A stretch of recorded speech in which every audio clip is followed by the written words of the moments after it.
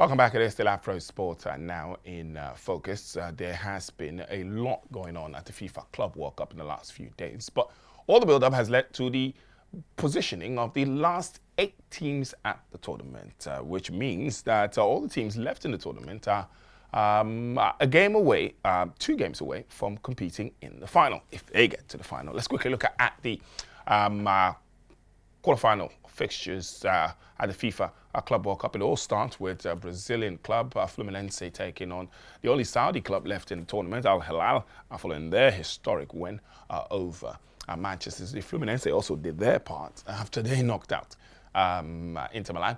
Palmeiras will take on Chelsea. PSG will take on Bayern Munich, while Real Madrid will take on Dortmund. I'm glad to say that I have got American-based football coach Adam Sidagada joining us on Afro Sport Now in Focus. Great to have you on the show.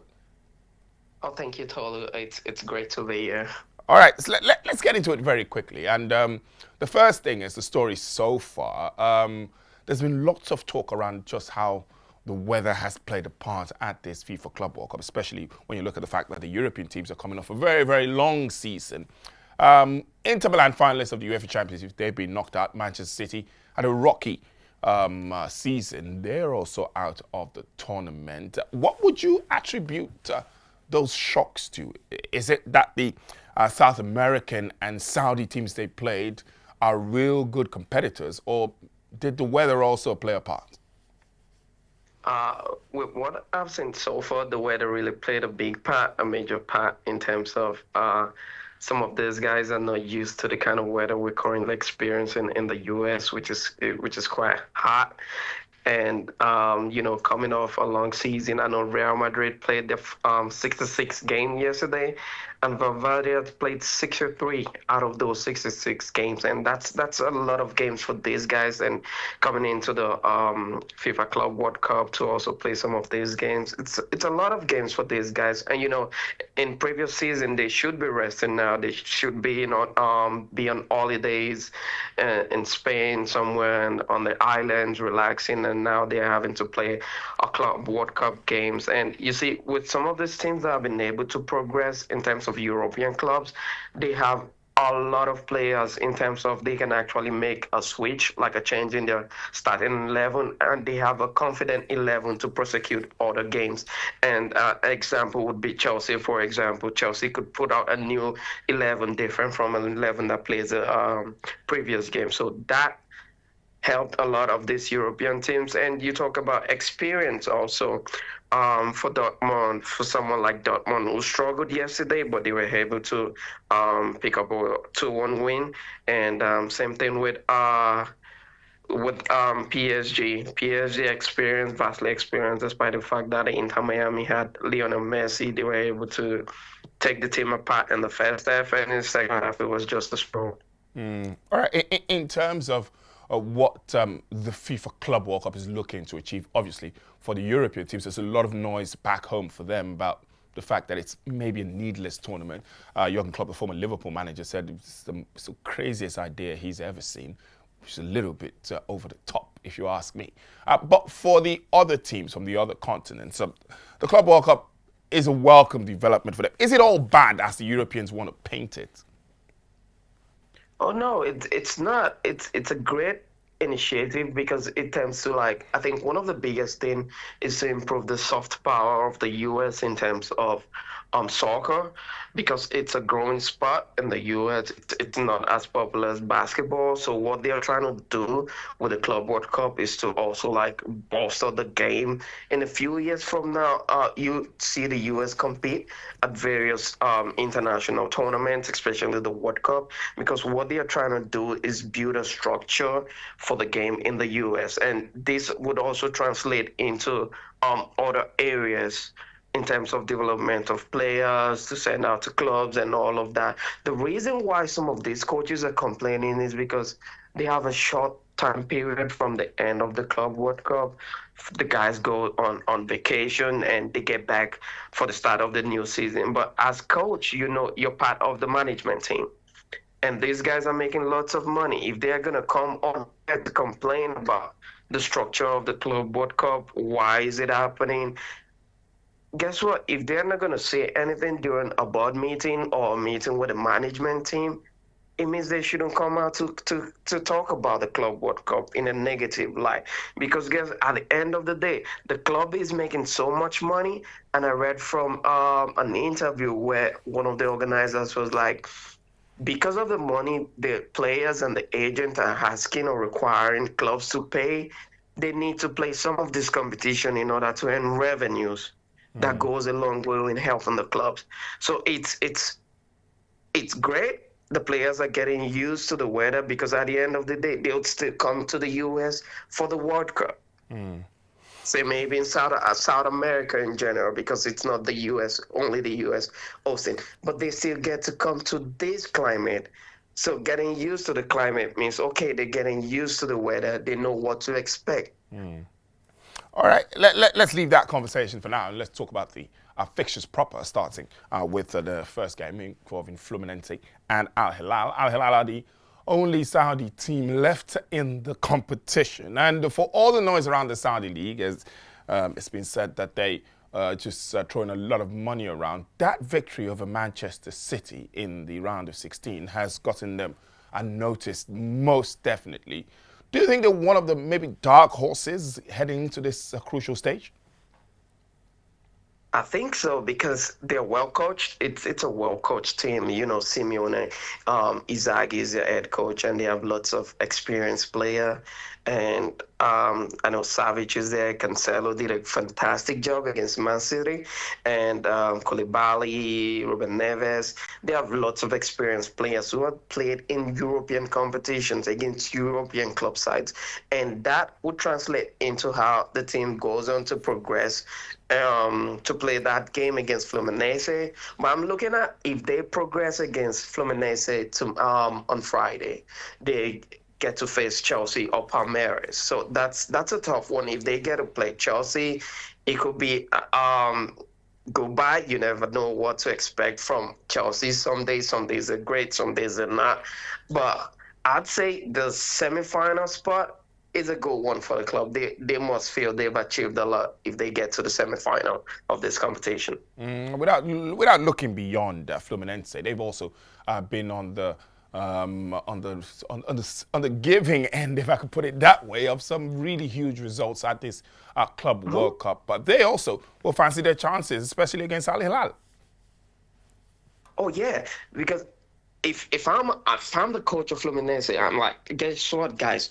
We won against a UEFA Champions League final club. That's Inter Milan, and we're facing Al Hilal. The confidence inside the team are ready to go. I think the biggest thing would be how do you progress from defeating Inter Milan to actually taking on Al Hilal? Because for some of these guys, they must feel, oh, we've got into our peak. We don't need to do anything. We've already shown the world what we are all about. It all boils down to how the coach gets to motivate these guys using the victory against Inter Milan to propel the guys on to do well against Al Hilal, and maybe just push forward during the semi-final game and see if they can go to the World Cup. Because one thing they will be having, it's a lot of fans in the stadium. They would have the backings of the fans because South America, North America, quite close. You have lots of fans in the stadium also. But Al Hilal will also be having lots of fans in the stadium. All right, let's look at Chelsea against Palmeiras, the other quarterfinal we're looking at in this half. Like we said previously, Chelsea, there's a growing feeling that they've got a really nice part of the draw. They're going to avoid some of the biggest teams in the tournament and could get all the way to the final without necessarily playing any of the big guns. Palmeiras, though, will be a very, very difficult proposition. They knocked out the reigning Copa Libertadores champions Botafogo in the previous round. They'll be difficult for Chelsea. Yeah, one thing we also need to consider is that both teams played extra time in the round of 16 games. I know Enzo came out to complain about having to pause the game for about 2 hours because of the weather and stuff like that, and they had to play extra time. But it depends on one thing is this. Palmeiras are they're a very great club. They're well coached, they're structured, they understand how they want to play the game, how the coach wants them to play, using short passes, being able to bring their wingers into the game. But Chelsea are a vastly experienced side, and Enzo has been trying to do something different. We're playing three guys in the midfield. But one key player who's going to be missing that game for Chelsea is Caicedo. He's been the machine, he's been the engine room for that midfield. And with Caicedo out of the game, I would be looking at how Enzo would want to structure his midfield. If Caicedo is out, I think what's this left back's name? The left back for Chelsea is also out. I don't know if you remind me his name. The Spanish left back is also out. When I remember his name, I'll Marco let you know. Corella? Yeah, Cucurella is also out for the game because I know he got a yellow card also. He's going to miss out the game. So Chelsea are losing a big part of the starters. I'd want to see how Enzo would structure that team in order to cover for those losses in key areas of the game. Because for Chelsea, the build-up would always be pushing Palmer to the left, Cucurella doing an on the lap to create space in the area of the box. I don't think there's anyone that's going to be doing that. So it means it would have to switch the way the team plays, and that might also affect the flow of the game for Chelsea. All right, let's hold the conversation there for now. We'll take a short break. When we come back, we'll look at the other two quarterfinals, and some disappointment at the fact that we're looking to finally see the Belling brothers go head-to-head. That's not going to happen. Not because their teams didn't qualify, but because one of the brothers will be suspended for the quarterfinals. Stay tuned, don't go anywhere. We'll be right back after this. Welcome back. We're continuing the conversation around the FIFA Club World Cup quarterfinals. And next up will be the game between PSG and Bayern Munich, a huge one. Looks like a Champions League proper game, it has to be said. It's the Rotterdam that got a football coach from the United States up on the show with us today. PSG against Bayern is one that is probably very, very tight to call. PSG probably shaded just because of how well they've played from the latter part of the end of the European season up until getting into this Club World Cup. Yeah, exactly. Both teams winning their games. For PSG was 4-0 and Bayern was 4-2 against Flamengo. And sorry, I just wanted to correct something. I just checked right now. Cucurella didn't receive no yellow card, so I think he's going to be playing that game. And for Bayern, I think they go into that game with a lot of prospects because they'll be facing the current Champions League winners, holders, and they'll be looking at setting themselves ready for the start of the new season. It would be a big one because they've played several times. I think the last 3 meetings against both clubs. Bayern has won 3 of the last games they've played against PSG, but PSG would be coming with a lot of experience, with a lot of motivation, being the champions of Europe, and also out of that 4-0 win against arguably one of the best, if not the best, soccer player in the world, Lionel Messi. So it's an interesting game. I'll be looking at what the setup would be like from both coaches and how the teams would prosecute the game in terms of tactical variations into the game and how they'll match against one another. So it's a game I'm looking forward to, and hopefully it's quite interesting. Really good form, it has to be said, but they've also faltered. And again, we'll talk about the conditions. They've also faltered at times. PSG did lose to the Brazilian side in the group stages, while Bayern Munich were beating, well, in a dead rubber against Benfica, but they still were beating that one. It shows that the weather conditions, again, could maybe make games that shouldn't be as close be a lot closer than they should. Yeah, but when I said it depends on which team has enough players to make changes to the starting 11, that doesn't necessarily affect the quality of the team or how the team plays. It all boils down to this. Say, for example, if I'm a coach and we decide we're going to play in a certain way and I want to put my first 11 out, there are certain players who have played a number of minutes in terms of higher number of minutes than the other. I want to put those guys on the bench and bring them on in the second half. But the question you need to ask yourself as a coach is, do the guys coming in, do they have the same quality as the guys that I'm taking out? And I don't think a lot of these teams can actually do that.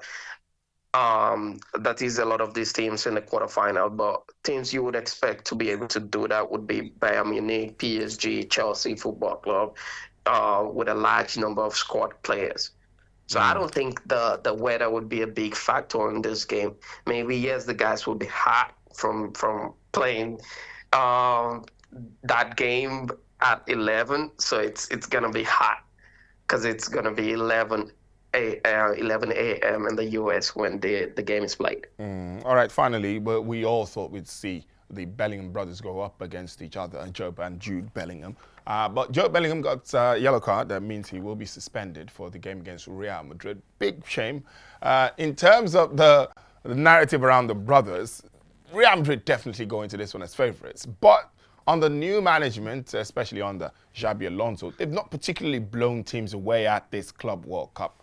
So this one is also, especially like you said, who's got the deeper benches to call on to in terms of when the weather conditions become a factor in this one. Dortmund against Real Madrid. Real Madrid should start as favourites, but like you said, the conditions and the players coming off the bench, who's got more depth and who do you think will acclimatise more to the weather? Okay, because I watched both teams play their games yesterday. Real Madrid are not so great. Maybe previous years they were, but currently with what I saw, they weren't that great. The defense was porous. They were losing ball in the midfield. There were lots of turnovers.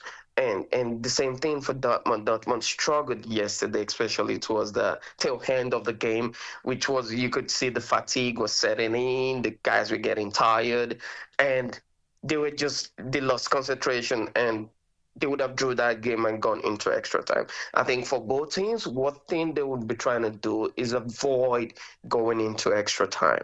So I think for me, whichever team scores first, they will want to sit back, sub the pressure, see if they can get a second goal. But they wouldn't want that game to go into extra time because they struggled yesterday towards the tail end of their games. Yesterday they started to struggle, fatigue was setting in, the guys were tired, and you could see that in the way they were playing. There were lots of turnovers. They struggled during the transition phase. And so they wouldn't want to go into extra time because when it gets to extra time, it's anybody's game. All right, so let's take predictions as we head out then. One game after the other, if we can get those fixtures up again. Fluminense against Al Hilal. I'd say, so I'm not tilting towards Thiago Silva, but I think Al Hilal would win that one. Palmeiras against Chelsea. Chelsea would win that game. PSG against Bayern Munich. This is a difficult one to call, but I'd say PSG. And finally, Real Madrid against Dortmund. Or Real Madrid. All right, so thank you very, very much for talking to us. That's Adamson Agada, football coach out in Wisconsin in the United States. Thank you for talking to us. Thank you. Thank you for having me. All right, on that note, we have come to the end of Afrosport Now in Focus. Thank you very, very much for watching. My name is Tolu Shotade. We'll see you next time.